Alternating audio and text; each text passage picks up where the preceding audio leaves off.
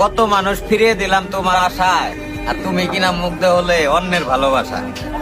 একটা কথা কি, তুমি যে ওইরকম বিশ্ব সুন্দরী ওইরকম কিছু না, বা তোমার পিছে যে মানে তুমি যে পৃথিবীর ভিতরে শ্রেষ্ঠ একটা মেয়া বা খুব রূপী গুণী, আসলে ব্যাপারটা ওইরকম না।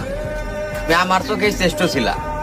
আমি যে তোমারে কতটা ভালোবাসতাম তুমি এটা কখনোই বুঝো নাই। মানে আমি বুঝাইতেই পারি নাই তোমার ব্যাপারটা।